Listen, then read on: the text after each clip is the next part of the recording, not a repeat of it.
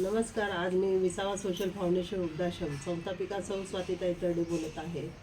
आज गेले 15 दिवस ही आजी आपल्याकडे आलेली आहे, पण तिला तिचे नातेवाईक नाहीत, ती निराधार आहे.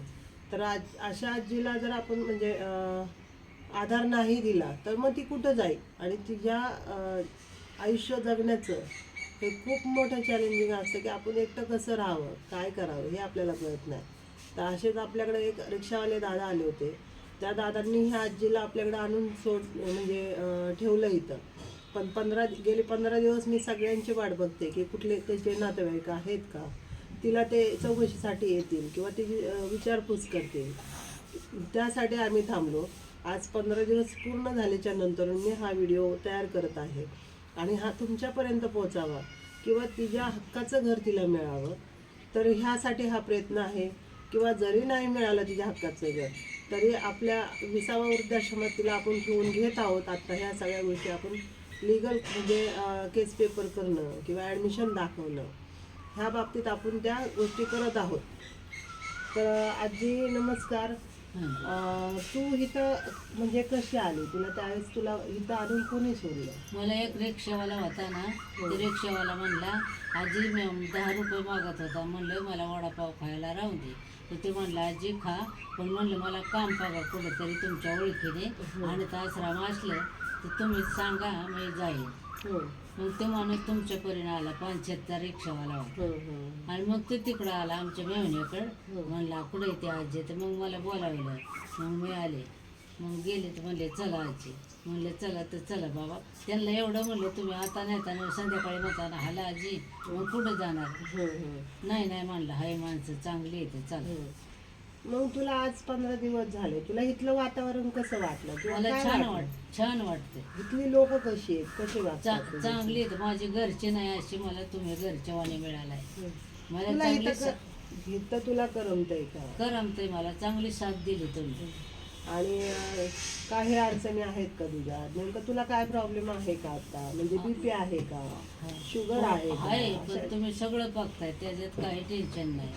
कपडा लत्ता मिळतोय का? हो, सगळं भरपूर. खाणं पिणं कपडा लता तसं गोळ्या औषधं तसं काही टेन्शन नाही. मला घरची माणसं नाही व्हायची अशी तुम्ही मला त्या बाबाने घरच्यावाने दाखवले.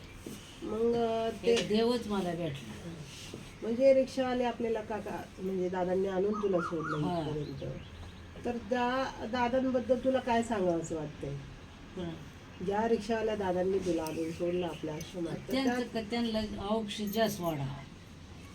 म्हणजे त्यांच्या आयुष्याची प्रार्थना तू करत आहेस की त्यांचं आयुष्य वाढावं किंवा त्यांना दीर्घायुष्य प्राप्त व्हावं, की तुला एक नवीन जन्म दिलाय त्याबद्दल. आणि दुसरी गोष्ट आपण असं इकडे वन फिरलो असतो पण त्यांनी मला माणसात सोडलं, त्याचं मला त्यांचा आभार मानते. आणि ज्यावेळेस तू इथं यायच्या अगोदर तू काय करत होती नेमकी? बाहेर कुठं राहत होती? बस स्टॉपला झोपायचे. 10 रुपये मागायचे. कोणी दिलं तर तीच वडापाव खायचे, नाही तर झोपायचे. कोणी नव्हतं देत. ज्यावेळेस तुला औषधांची गरज वाटायची, आता ह्या आजीला बीपीचा त्रास आहे, पित्ताचा त्रास आहे, तिथं डोकं वगैरे दुखतं, मग ह्या गोळ्या औषधं तुला कोण देत होता? मी आपली उधार पाधार आणायची ते मेडिकलवाल्याकडे. हो, मग द्यायचे ते मेडिकलवाले तुला? द्यायचे. मला असं दादा मिळलं ना मी त्यांचं नेऊन द्यायचे इमानदारीने. मग ती म्हणायचं आजी न्यायचं गोळ्या. बरं चालेल. मग इथून पुढे तू विसावा वृद्धाश्रमात राहणार का? हो, राहणार ना. तशी साथ माझ्या आजी आजोबांना तू देशील का? हो. ज्यांना हात नाही किंवा पाय नाही, ज्यांना दिसत नाही, अशा लोकांना सुद्धा आपण म्हणजे सांभाळत आहोत. तर ह्या आजी म्हणजे ही आजी नसून एक आपल्या विसावा वृद्धाश्रमाचा भाग म्हणजे आपण तिला मानतोय. आणि इथून पुढे तुला कसली काळजी नसावी किंवा टेन्शन येऊ नये. तुला ज्या काही गोष्टींची गरज आहे तर फक्त तुझ्या ताईची प्रार्थना कर की मी तुला त्या मिळवून देऊ शकते. बरोबर? तुझं आयुष्य पुढचं कसं सुखकर होईल किंवा चांगल्या पद्धतीने तुला कसं जगता येईल एवढा मी नक्कीच प्रयत्न करणार आहे.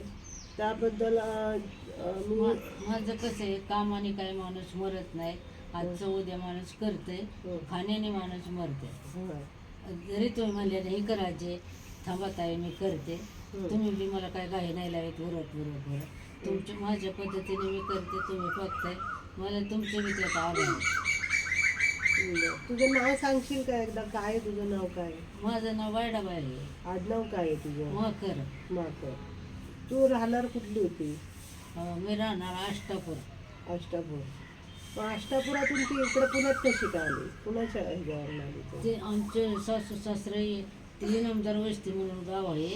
हां. त्या वस्ती पोट भराय आली तर ती सासू सासरे तिकडेच भरली.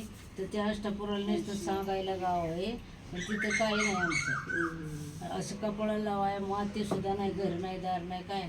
सासू सासरे इकडे पोट भरायला इकडेच वारलं, तिकडेच मरली. मग आता तिकडे कशाला जायचं? नुसतं सांगतो आम्ही अष्टापूर गाव, नाही तिथं काही नाही आमचं. असंच जगायचं. तर बघा मंडळी, आज आपल्या ह्या आजीची व्यथा ही अशी आहे. तर कसं म्हणजे ह्या लोकांनी कुणाच्या आधारावर जगायचं? जर वृद्धाश्रम नसतील किंवा वृद्धाश्रमवाल्यांनी जर यांना आधार दिला नसता तर ह्या आजीचं पुढं काय, भविष्य काय? तर त्यासाठी आपण आजीला सांभाळत आहोत आणि तुमचीही साथ मला पाहिजे ह्या आजीचा सांभाळ करण्यासाठी. तर त्याबद्दल मी एक कृतज्ञता व्यक्त करते. आजीला आज म्हणजे बीपीच्या गोळ्या चालू आहेत किंवा पुढं भविष्यात ती जर बेड रिडन झाली तर तिचं पुढं कसं काय? आणि आत्ता तिला चालतानाही प्रॉब्लेम आहे, ती वाकत वाकत चालते. आत्ता म्हणजे नाही का गुडघे दुखत आहेत तिचे. तर तिला जेवढं आपण सहकार्य करता येईल किंवा तिला जेवढ्या गोळ्या औषधांचं आपल्याला म्हणजे मागणी असेल तर ती माझी एवढीच एक विनंती आहे की तेवढं फक्त गोळ्या औषधाची जर मला तिच्यासाठी मदत मिळाली तर मी नक्कीच तिला तो देऊन तिचं आयुष्य पुढचं सुखकर बनवू शकते. एवढीच मी विनंती करते. धन्यवाद.